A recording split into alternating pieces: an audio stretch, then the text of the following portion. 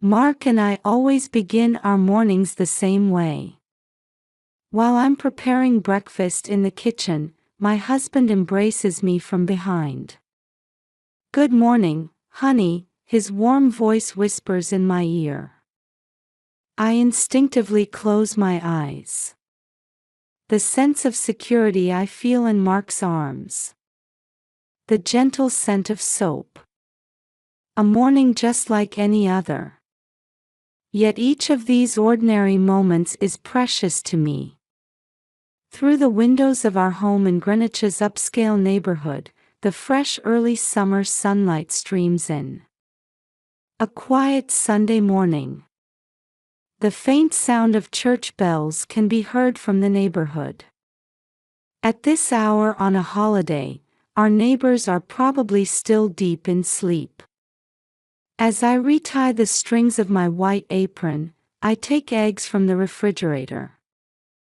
I know Mark's preferences perfectly. Poached eggs with a runny yolk, served with freshly toasted English muffins. Accompanied by a salad of fresh organic vegetables from Whole Foods. "What's for brunch today?" Mark asks while switching on the coffee maker. "Mom's special blueberry muffins. She said she'd bake them this morning." We always have this kind of conversation on weekend mornings. Mark's mother Elizabeth was a kind woman who doted on her son. A retired nurse whose elegant white hair suited her well.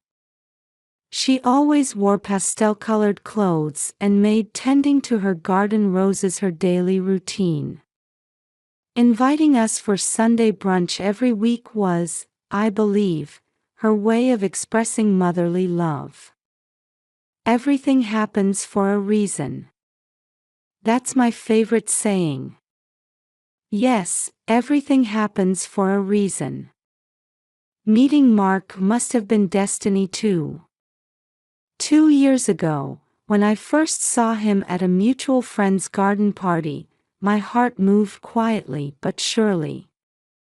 Tall and dressed in a white linen shirt, he was like a perfect gentleman straight out of a romantic movie.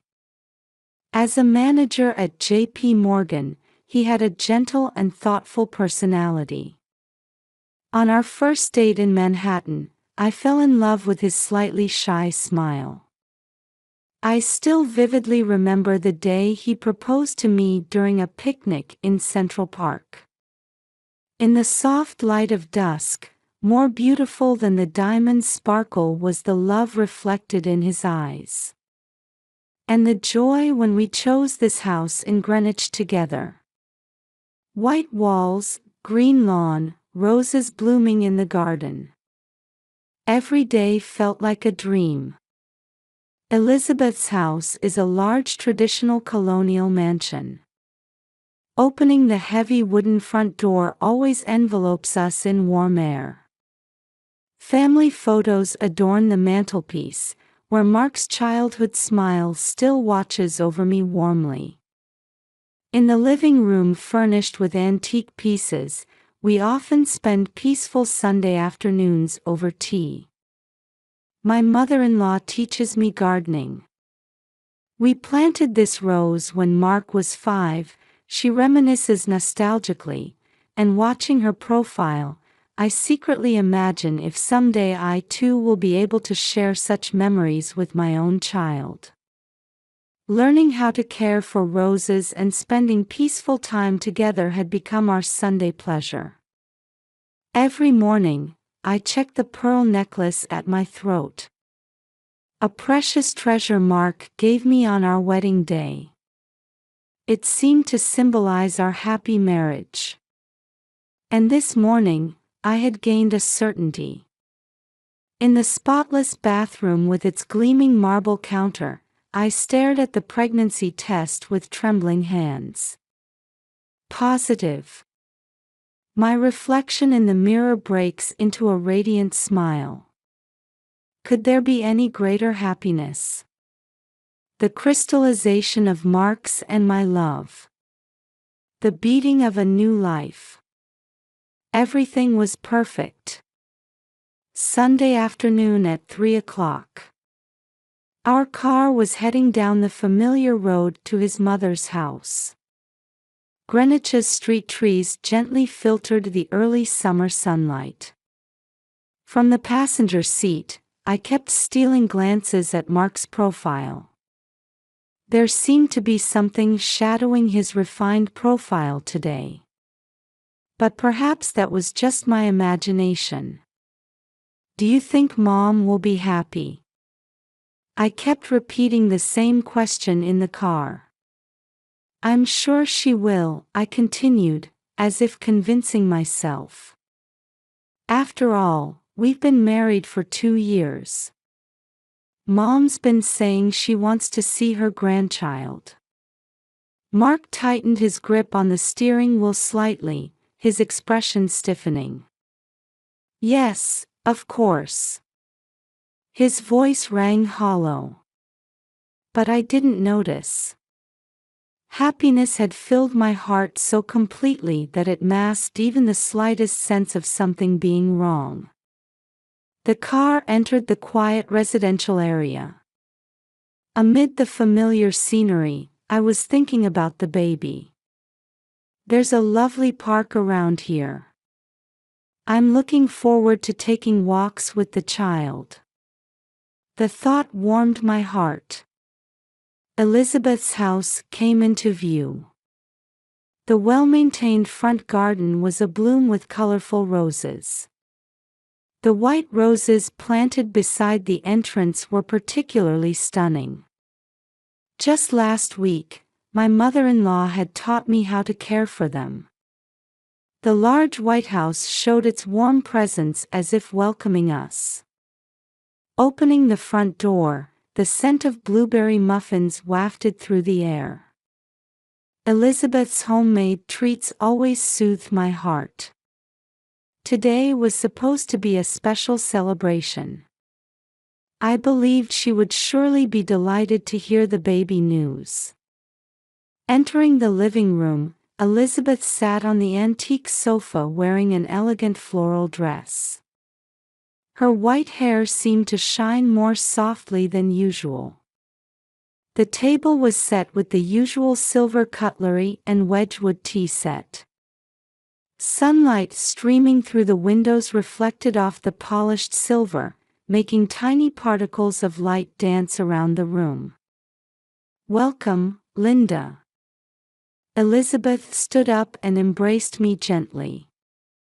There was the usual warmth in it. A faint scent of lavender tickled my nose. Mark seemed somewhat restless, pacing back and forth in front of the fireplace. His footsteps echoed unnaturally in the quiet room. "Would you like something to drink?" Elizabeth asked while pouring tea. The amber liquid of the tea poured into the cup in an elegant curve. "Thank you." Mom, actually, I have wonderful news." I instinctively glanced at Mark. He nodded stiffly. At that moment, I thought I saw his hands trembling slightly. "What is it, Linda?" Elizabeth's voice held its usual warmth. Taking a deep breath, I wove together the precious words. "I'm pregnant. We're having a baby." A moment of silence fell. Elizabeth's teacup slowly slipped from her hands. A dry clinking sound echoed, and tea began staining the white carpet. Like an omen of the tragedy to come. The color drained from Elizabeth's face. Her hands began to shake. "Don't have it." My smile froze. My heart pounded violently. "What?" Elizabeth suddenly stood up, her voice trembling. She looked like a different person, unlike anyone I'd ever seen before. "Please, don't have this child." "Mother." Mark cried out in panic. His voice mixed with fear and urgency. At that moment, everything began to go wrong. Elizabeth's trembling hands knocked the tableware onto the floor one after another. Broken cup fragments made tragic patterns on the white carpet. A silver spoon rolled across the floor, hitting the wall with a dull sound. In the frozen atmosphere, Mark's panicked expression stood out. He tried to rush to his mother but seemed to stumble. His gesture seemed to hide some emotion beyond mere surprise. My mind went blank. I couldn't understand. I didn't want to understand. Was this a dream? But what was happening before my eyes was all too vivid reality. Outside the window, birds were singing. That casual sound made this abnormal situation even more stark. Elizabeth kept repeating the same words through her tears. Her appearance was unimaginable from her usually elegant and dignified self. "You must not have it, you must not have it." Mark was desperately trying to calm his mother. But his hands were shaking too. And whether that trembling was from fear or guilt, I couldn't tell. I had a feeling that behind my mother-in-law's abnormal reaction lay some grave secret. But at that time, I had neither the courage nor the composure to solve that mystery. The drive home was enveloped in heavy silence. Outside was growing dim. Street lights were coming on one after another. What was that all about? My voice was so small I could barely hear it myself. My hand unconsciously reached for the pearl necklace at my throat. Mark gripped the steering wheel tightly, answering nervously. I could tell he was pretending to concentrate on driving. Mother's been a bit neurotic lately. Even so, I couldn't continue. Mark fell silent too. Outside the car window, the twilight townscape flowed quietly by. A happy family advertisement was displayed in a luxury boutique's show window. But the beauty of the world I had seen until just now was nowhere to be found. That night, I couldn't sleep. Next to me, Mark was breathing more deeply than usual. But was it really peaceful sleep? To me, it seemed like he might be pretending to sleep. Morning of my second month of pregnancy.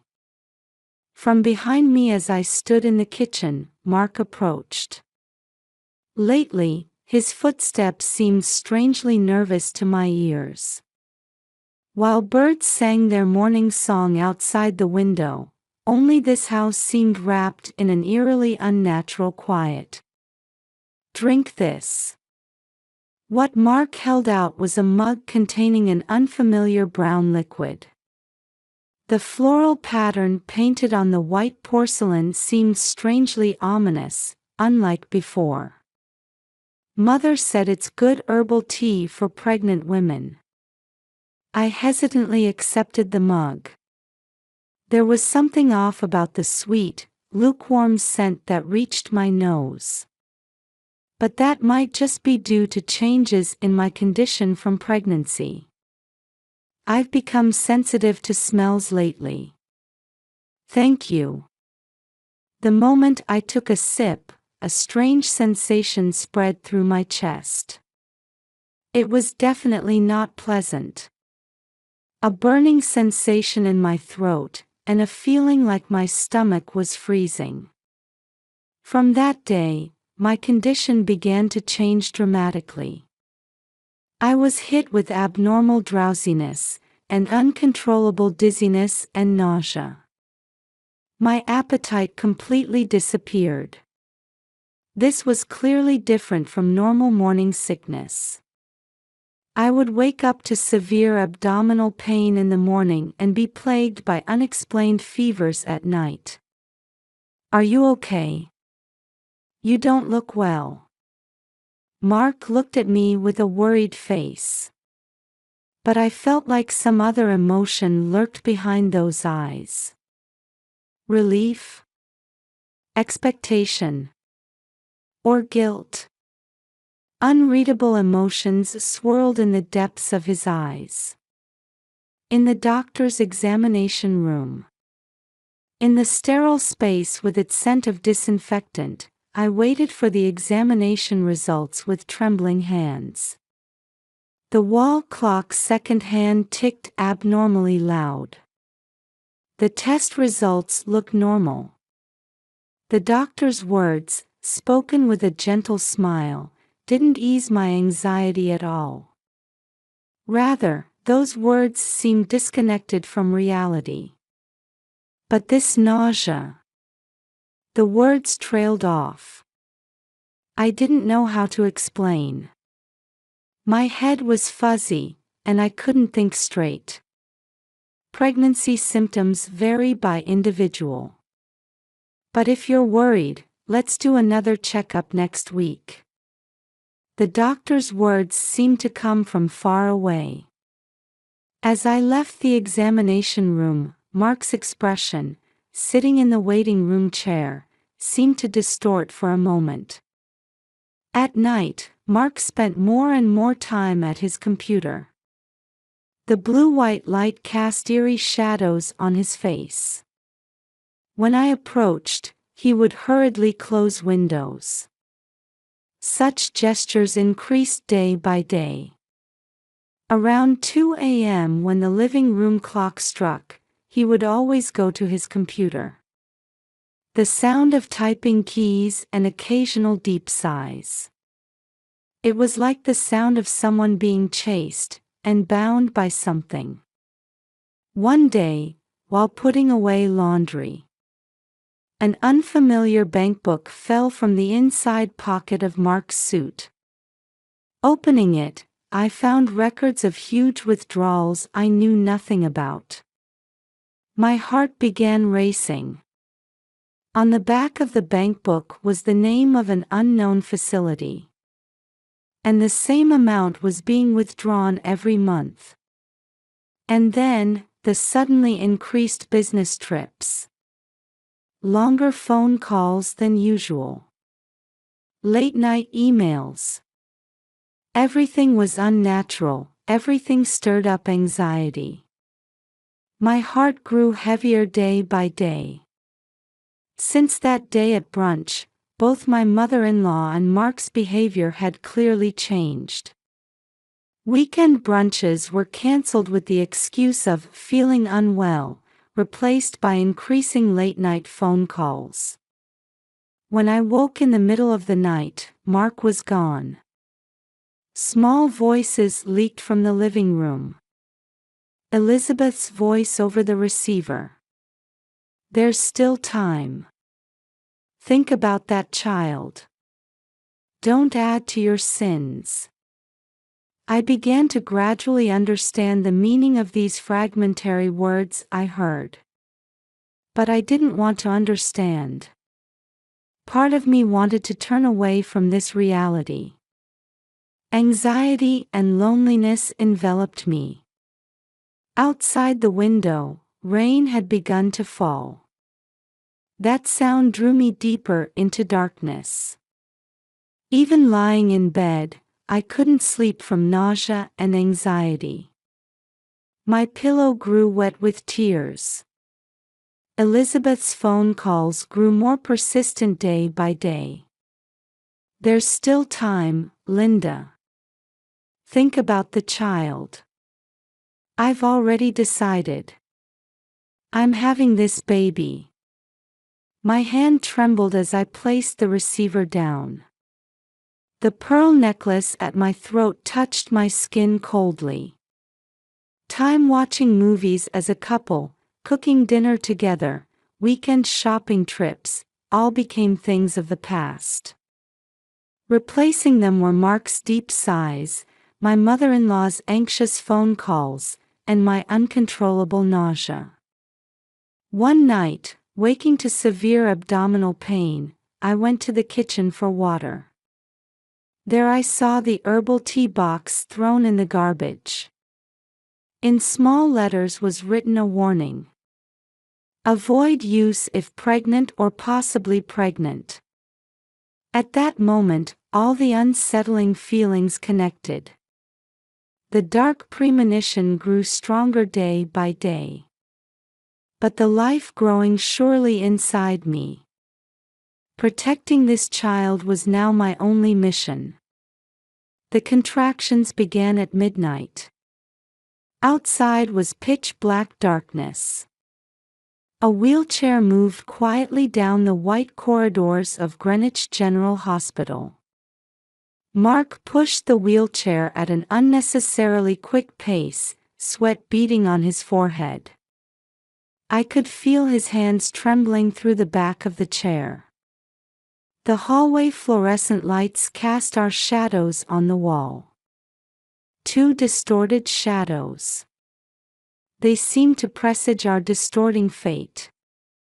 Reaching the delivery room, nurses efficiently began preparations. People in white coats bustled about, monitor warning sounds rang out. The smell of disinfectant was oddly strong. The white ceiling lights felt somehow cold. You'll be fine. Just regulate your breathing. Dr. Johnson's voice rang out. He was a mild-mannered middle-aged doctor. White mixed in his hair, gentle eyes. But even his voice seemed to contain some tension. As if he sensed something. Between contractions. During the lulls between waves of pain, I observed Mark. He was unusually restless. Repeatedly checking his smartphone, sighing, and sometimes showing expressions of deep guilt. That figure had completely lost the image of the ideal husband he once was. A nurse attached heart rate sensors to my body. The monitor displayed 2 heartbeats, mother and fetus. That sound strangely constricted my heart. Did you call your mother? At my question, Mark's body stiffened for a moment. The veins in his neck stood out visibly. She's on her way now. His voice had a tremor I'd never heard before. The clock hands slowly pointed to midnight. The intervals between contractions shortened, the pain intensified. Mark's face grew increasingly pale. He stared out the window, sighing deeply many times. At that moment, Elizabeth burst into the hospital room. Her usual elegant appearance was disheveled, her hair in disarray. Linda. That cry had a painful resonance. As if she had foreseen all the events about to unfold. Mark tried to stop her, but Elizabeth shook off her son's arm. In her eyes floated the weight of a long-held secret. We can't keep hiding it anymore. The next moment, intense pain struck me. Sweat rolled down my forehead as I gripped the sheets tightly. I can see the baby. Just a little more.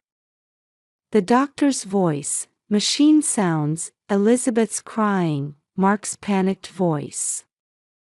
As everything mixed together in a whirlpool, I pushed with all my might.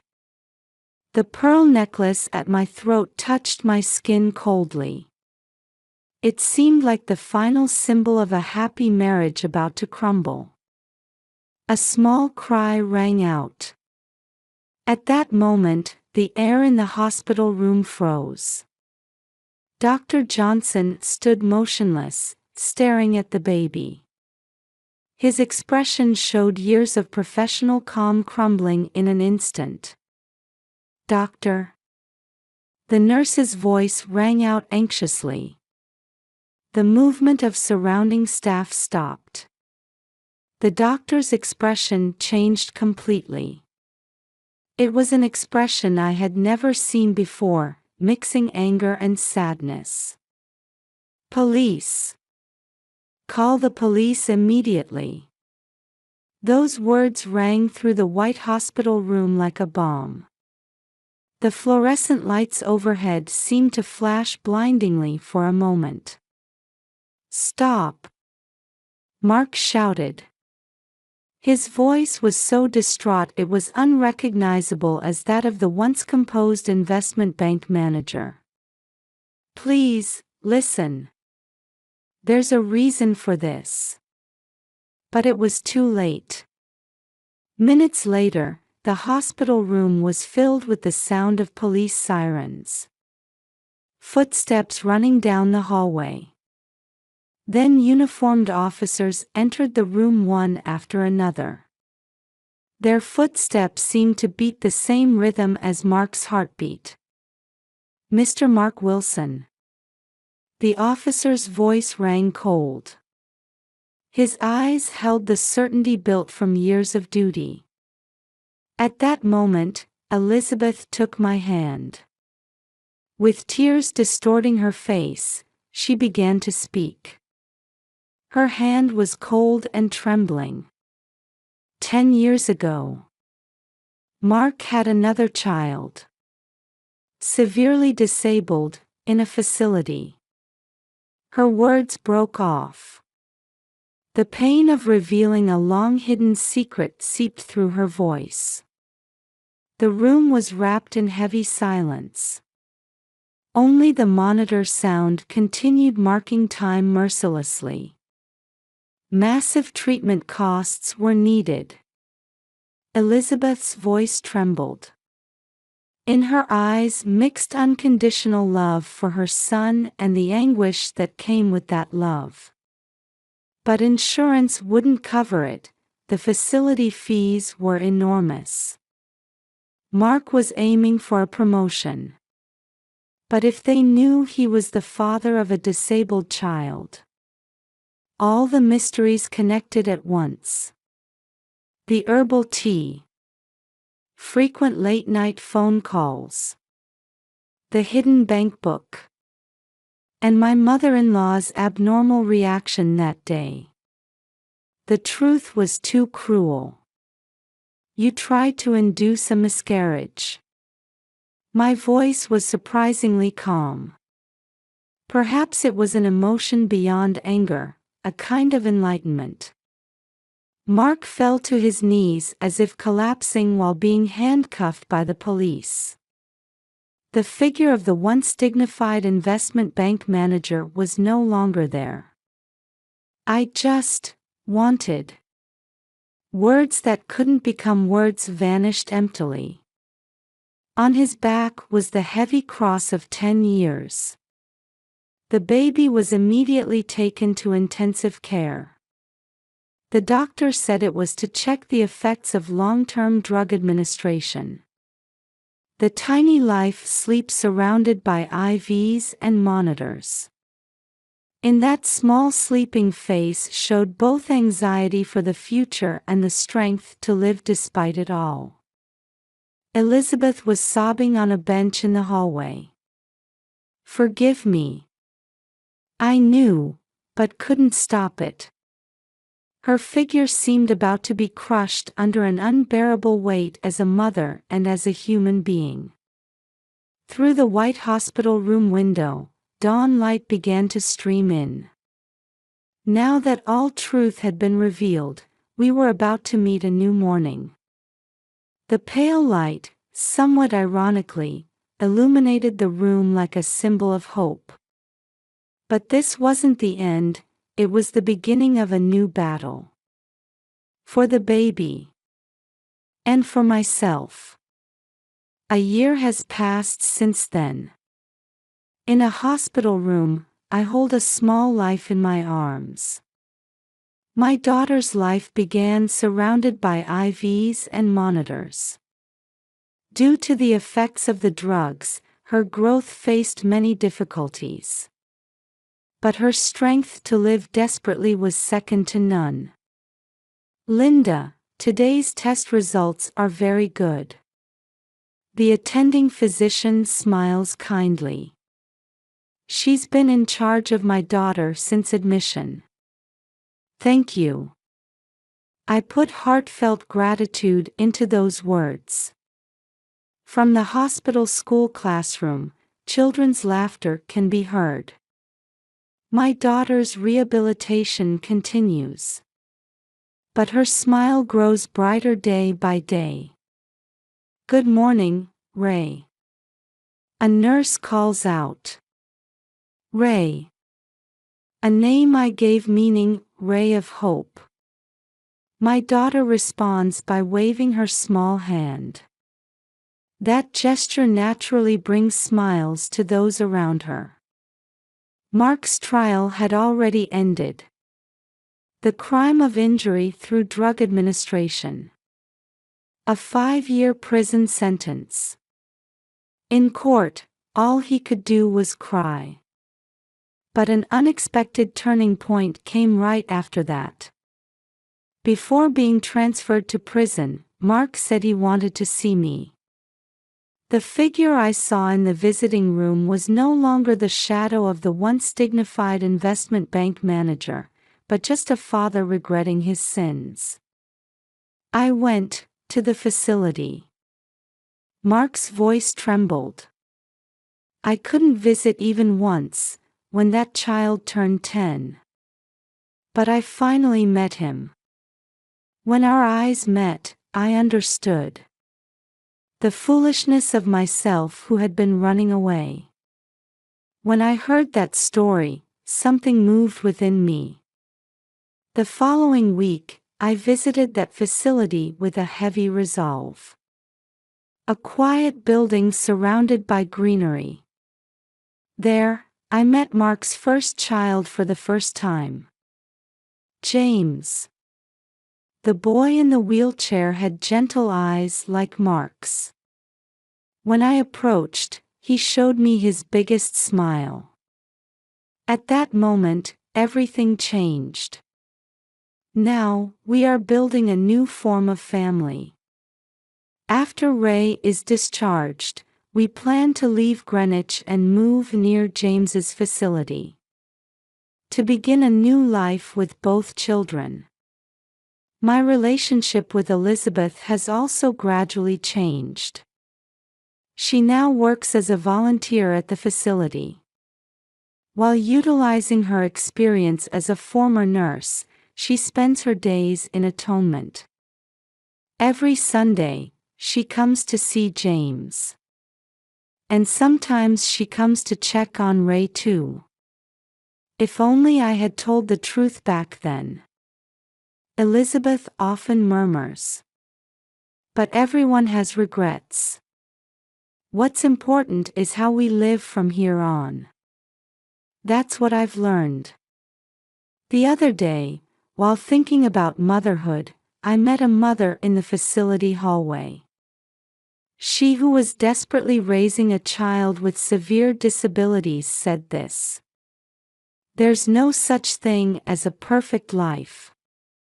But in an imperfect life, there is sure love. Those words sank deep into my heart. This morning, I gazed at the pearl necklace at my throat in the mirror for the first time in a while. What was once a symbol of happiness now holds a different meaning. It is proof of the futility of pretending to be perfect and the courage to move forward while carrying wounds. Outside the window, spring winds are blowing. Holding Ray's hand, I think. Life doesn't go as planned. But if you have the courage to face the truth, a path will surely open. My story continues on. Together with my 2 children, finding new hope. Yes, everything happens for a reason. I believe that even this trial surely had meaning.